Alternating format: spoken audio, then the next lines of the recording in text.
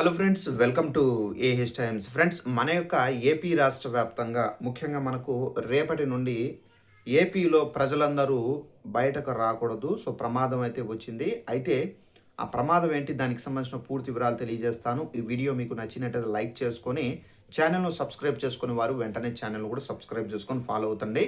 అయితే మన యొక్క ఏపీ రాష్ట్ర వ్యాప్తంగా ప్రజలకు సంబంధించి ఒక అలర్ట్ లాంటిది అనుకోండి. అయితే ఆ అలర్ట్ ఏంటి, దానికి సంబంధించిన పూర్తి వివరాలు తెలియజేయాలి. దీనికి సంబంధించిన నోటిఫికేషన్ ముందుగా స్టిక్ చేస్తున్నాను. ఇక్కడ చూసుకున్నట్లయితే మన యొక్క ఏపీ రాష్ట్ర వ్యాప్తంగా ఇక్కడ నోటిఫికేషన్లో మనకు క్లారిటీగా ఇచ్చారండి. ఏప్రిల్ 19వ తేదీ నుండి మే 31వ తేదీ వరకు ఉదయం ఇక్కడ టైమింగ్స్ ఇచ్చారు.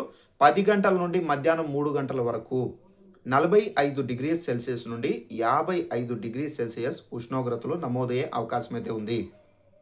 ఇప్పుడు మనకు ప్రజెంటు 39 నుండి 40 డిగ్రీల సంబంధించినటువంటి ఎండ అనేది నమోదవుతుంది. సో ఈ ఎండకే ప్రజలు మనకేందంటే చాలా వరకు ఇబ్బందులైతే పడుతున్నారు. వేడి ద్వారా ఏందంటే చాలా వరకు ఇబ్బందులు పడుతున్నారు. ఏసీలు ఉన్నవారు మాత్రం నో ప్రాబ్లమ్.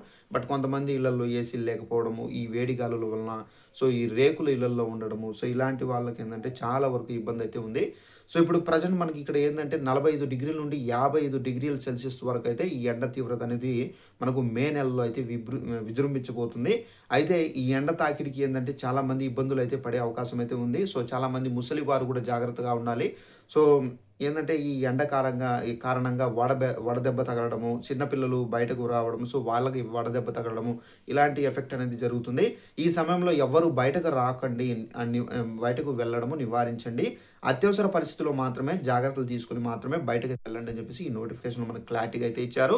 ఈ నోటిఫికేషన్ మనకు వాతావరణ శాఖ నుండి అయితే వచ్చింది. అలాగే మనకు ఇక్కడ కింద మీరు చూసుకున్నట్లయితే మనకు commissioner director of municipal administrative పురపాలక మరియు పట్టణాభివృద్ధి శాఖ నుండి ఈ నోటిఫికేషన్ అయితే రిలీజ్ కావడం అయితే జరిగింది. సో ఫ్రెండ్స్, చూసారు కదా, మనకు ఎక్కువగా పిల్లలు కానివ్వచ్చు, సో ముసలి వారు కానివ్వచ్చు, ఎక్కువగా ఏంటంటే లిక్విడ్స్ తీసుకోండి. సో లిక్విడ్స్, అలాగే మనకి ఏంటంటే బయటికి వెళ్ళేటప్పుడు తప్పనిసరిగా గొడుగు అనేది మీరు తీసుకొని వెళ్ళాల్సి అయితే ఉంటుంది. నెక్స్ట్ వచ్చేసి మీరు ఇంట్లో వచ్చినప్పుడు సో కూరల ముందర కానివ్వచ్చు, సో ఏసీల్లో కానీ మీరు తప్పనిసరిగా అయితే ఉండాల్సి అయితే ఉంటుంది. అలాగే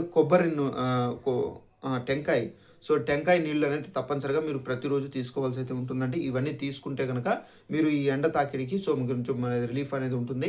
ఒకవేళ ఇవన్నీ మీరు సేఫ్టీస్ అనేది తీసుకోకుండా మీరు బయటకు వెళ్తే కనుక తప్పనిసరిగా మీకు వడదెబ్బ తగ్గడము, సో వడదెబ్బ కారణంగా గత సంవత్సరంలో చాలామంది ముసలివారు సో ప్రాణాలు అయితే వదిలారు. సో అలాంటివి రిపీట్ కాకూడదంటే మన యొక్క హెల్త్కి సంబంధించి మనమైతే